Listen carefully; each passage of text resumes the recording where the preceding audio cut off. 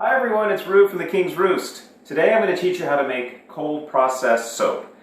This is a very basic formula. It's very straightforward. It's the formula that I use. There's lots of recipes and formulas out there, lots of different things you can do. You can experiment later, but for now I'm just going to give you this very basic recipe.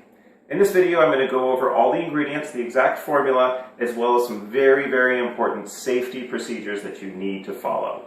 So first, let's go over the equipment you'll need. So here we have coconut oil and olive oil. They're both organic. I like to use organic oils in my soaps. Over here I have lye, which is sodium hydroxide. Pretty dangerous stuff when you start mixing it with water, and actually this is in a dangerous form right now too, which is why I'm wearing gloves. That's the other part of the equipment. You've got a stick blender, some fragrances, a pot to mix everything in, and a mold that's going to allow the soap to set, and we're going to pour it into that later. And of course I've got my eye protection, long sleeves, gloves, long pants.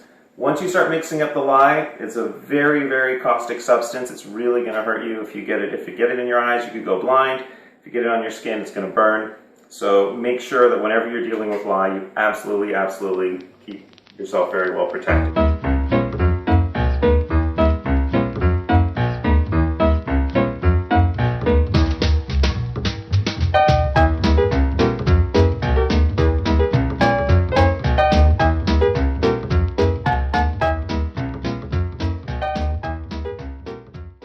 1,680 grams of olive oil, 683 grams of coconut oil, and 337 grams of lye. It's extremely important that those ratios of lye to oil are exactly correct to the gram. Don't mess with them at all, and you need to mix the water and the lye together. The way you do that, and this is one of the most important things you need to remember about soap making, aside from the safety, is that the lye gets added to the water. If you add water to the lye, it's a very, very, very strong alkali. And when you add the water to the lye, it's going to explode, it's going to boil over. So you do not want to do that. In fact, you may have noticed that in this water, I've put ice. That will actually keep the whole reaction kind of cool. If you just put lye directly into the water and it's room temperature water, the lye is going to heat up, the lye solution is going to heat up, and you're going to have to wait for it to cool down in order to use it. So to speed up this whole process, because I don't have time to wait for that, I'm going to put the lye into ice water and stir it up. So that's going to be the first step. Make sure you're in a well-ventilated area, because it does create a few fumes. And here we go.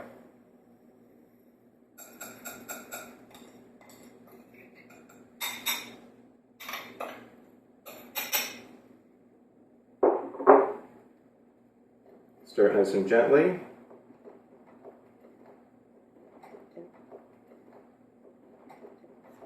Make sure you use a non-reactive metal like a stainless steel spoon. Anything you shouldn't use? Don't use wood, don't use... Yeah. Don't use a wood spoon or anything like that for this. You want to use non-reactive materials when you're working with lye. Your lye will eventually, in the long term, dissolve your wooden spoon. Plus, you wouldn't want to use that wooden spoon for food and for cooking afterwards. Generally speaking, anytime you use these types of chemicals, you don't want to use your containers for regular food afterwards. So this is going to take a minute or two. What you'll notice is that the ice is already melted. The heat generated by the reaction has already melted that entire pile of ice. The next step is to mix your lye and your oil. So I'm going to go pour this over into my larger pot, because you definitely want to have a little bit of extra space. So we're going to put the oil into the pot.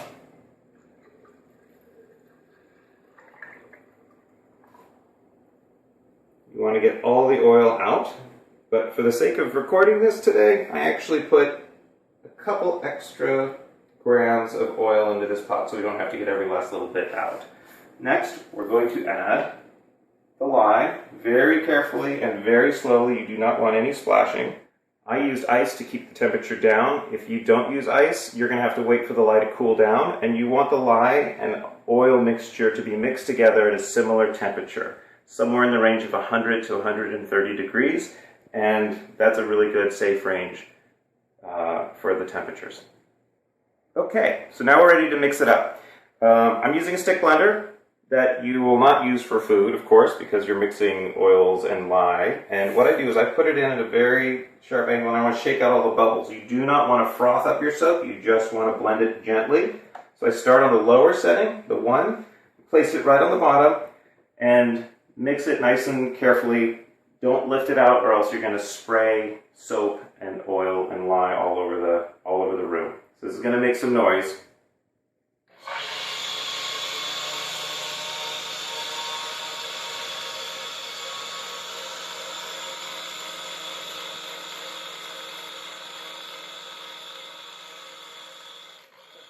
As you can see, the oils and the lye have now mixed, but they haven't completed any kind of reaction yet. They're working on it. So I'm going to keep mixing it. It's going to take a few minutes until it starts to thicken up and you achieve something called trace, which is, trace means when you dribble it in, it leaves a line. And that has not happened yet because we're right at the beginning of the process. So again, I'm going to shake the bubbles out and we'll mix it up for another minute or so.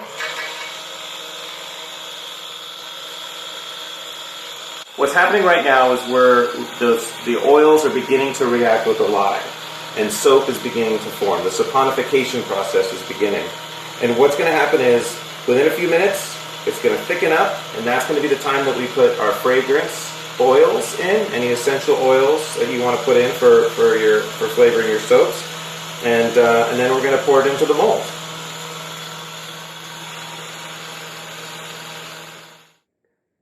While I'm mixing the soap up here, I wanted to mention a few things about the mold in terms of preparation. The recipe that I gave you is for a 7.5 pound bar of soap. That is a mold here that I made out of balsa wood, and it fits perfectly for a mold this size. The dimensions of this, if you want to make one, it's 2 feet long, 4 inches wide, 3 inches tall. And that recipe fills this up just the right amount. If you want to cut the recipe in half and use a mold half the size, that's perfectly fine. Now, one thing that's really important is if you're using a wooden mold, you need to line it with parchment paper or freezer paper or some kind of liner. Otherwise, you'll never get your soap out of the mold. So I've cut a couple pieces of parchment paper, lined one on the end here, a little bit to cover the edges, and then just one huge piece on the inside. A lot of people like to just cut it out of one single piece. However you want to do it, just make sure you get a nice, good nice, good setting of the paper inside the mold. And in fact, this one might look a little strange, but it's because I've used this particular piece of parchment paper for the last 2 or 3 batches. I reused them because it fits nicely inside the mold. All right, I'm going to go back to mixing for a couple more minutes until we achieve trace. Okay, so I've been mixing for maybe 2 or 3 minutes, if that. And when I dribble, you see that's called trace. Oh, look, we got it. We have trace. So this is the time. You see, trace is basically you're tracing the pattern, leaving a trace of soap on the surface, and it doesn't sink right in. So that's just the right thickness. Now it's time to mix in our fragrant oils. I've got vanilla oil, which I'm going to put in, and I'm not going to give you in this case it's about 2 tablespoons, 2 or 3 tablespoons of vanilla, and I'm going to put about a tablespoon of sandalwood oil. Mix the two together. For most fragrances, you need about a tablespoon per pound, so you need about 7 tablespoons, but depending on which oils you use, some are stronger than others. And that's something also that's a bit of a personal preference. And now I'm going to mix that in.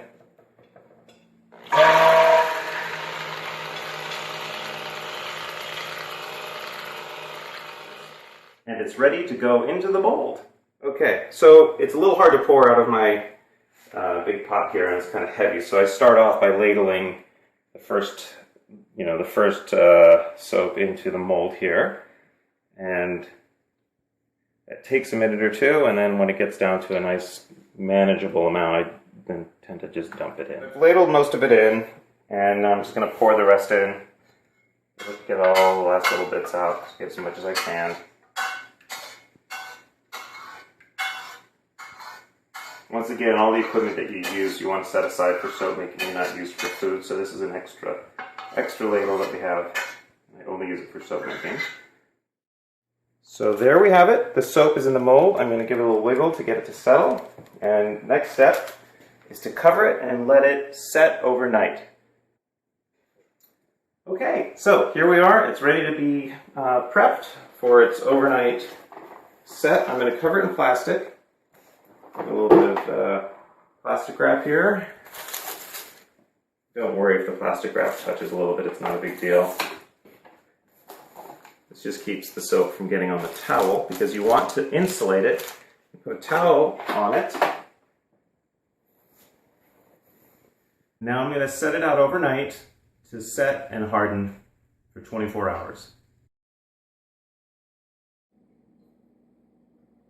Okay, so it's been 24 hours. This is one of my favorite parts. I'm going to open this up and see how it looks. Okay, well, it's definitely hard. Take the plastic off, and let's get this thing out and cut it. All right.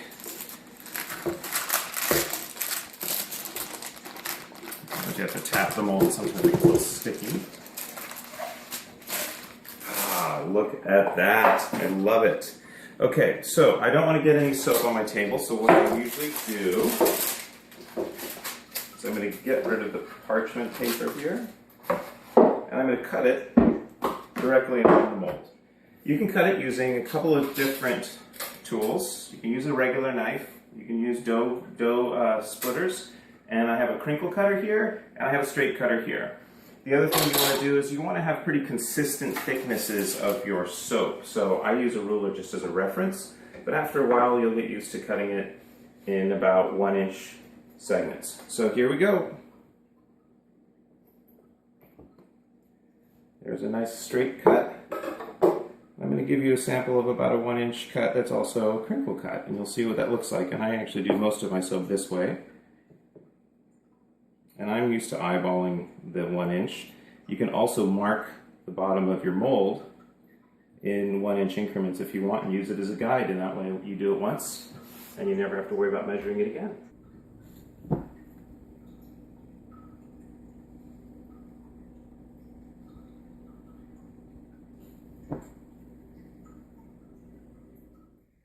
Once you finish cutting your soap, the one really important step is the curing process. You need to leave your soap out to dry and to cure for 4 to 6 weeks. There are 2 really important reasons for this. One, if you use it too soon, it hasn't had a chance to harden, and it's going to just turn into a pile of goo in your shower. It's going to melt, it's not going to last, and that's a total bummer. The other important reason is that if you have any unreacted lye, it gives the lye a chance to finish reacting with any leftover oils and make sure that you won't have that your soap won't be irritating. So you put your soap on paper towels, give it a little bit of space, and then put it up in a cool, dry place out of reach of kids and animals, and you can even turn it once in a while, flip them over to make sure the moisture is able to get out of the soap. Okay, it's been 6 weeks. The soap is cured. The house has been smelling great. Now, if you're going to be giving your soap as a gift or putting it into your guest bathroom, you want it to look really nice and you want to have a nice presentation. One of the things we do is we put a label on it. We take a regular old piece of paper, printer paper, print it out, cut it down to about 3 inches by 7 inches. Keep in mind, don't get too enthusiastic and do it too early.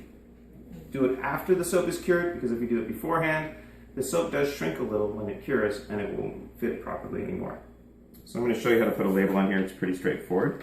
I'm going to put a couple of creases here, one right at the bottom of the label. It also helps to know, for reference later on, what kind of soap it is. Sometimes I lose track of the soaps that I've been making and what flavor is what. Okay, so let's find the spot for the next crease there. Put a nice clean crease. Flip it over.